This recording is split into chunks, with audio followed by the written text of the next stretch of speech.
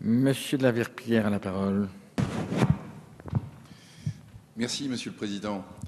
Madame la Ministre, parmi tous les réseaux publics de fibre optique, je souhaite appeler votre attention sur ceux que j'appellerais les réseaux pionniers, c'est-à-dire ceux qui ont été conçus avant que toutes les règles de déploiement et de financement soient définitivement fixées, et fixées par l'État.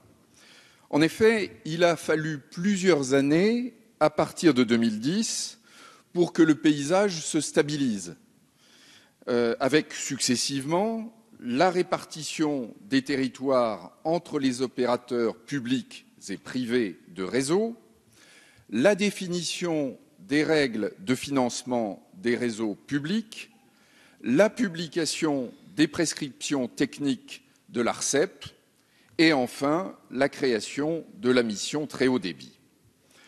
Or, certaines collectivités avaient déjà, avant 2010, démarré des projets d'Internet à très haut débit. C'est le cas du SIEA, Syndicat intercommunal d'électricité et de e-communication de l'Ain. Son projet a été conçu en 2008 et aujourd'hui, 194 communes sont ouvertes au service très haut débit, avec près de 100 000 foyers éligibles et un taux de raccordement de 17% en rapide augmentation. Ce réseau fonctionne parfaitement, mais à juste titre, l'ARCEP et la mission très haut débit nous demandent de mettre en œuvre les prescriptions techniques les plus récentes, celles qui sont intervenues après le démarrage de notre projet. Cette mise à niveau est en cours, mais elle a un coût important, supérieur à 20 millions d'euros. Une telle somme, Madame la Ministre, nous ne pouvons pas la financer seuls, d'autant plus que, comme tous les réseaux publics, et vous venez de le dire à l'instant, celui du SIEA est déployé sur un territoire rural et sa rentabilité n'est donc assurée qu'à long terme. D'où ma question. Pouvez-vous me confirmer, Madame la Ministre, que le gouvernement a bien l'intention de subventionner aussi ces travaux de mise à niveau, en plus des déploiements proprement dits? Je vous remercie. Merci, Monsieur le Ministre. Madame la Ministre, vous avez la parole. Vous posez, Monsieur le député Charles de la Verpillière, la question de l'évolution des réseaux que vous appelez les réseaux pionniers de déploiement de l'Internet dans les territoires, que j'appelle les réseaux de première génération, vers les réseaux de seconde génération.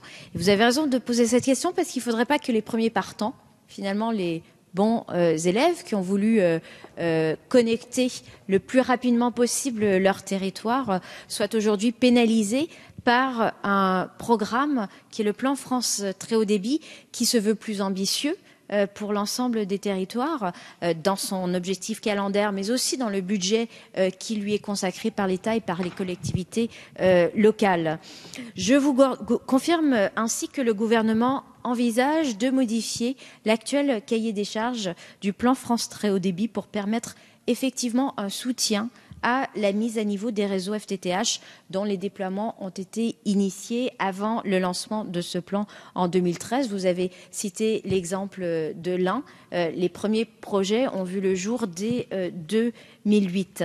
Cette mise à niveau, oui, elle pose la question de son financement, non pas tellement de la faisabilité technique de l'adaptation du projet, mais bien du coût d'un investissement nécessaire pour adapter le programme aux nouvelles exigences du cahier des charges de ce plan France très haut débit.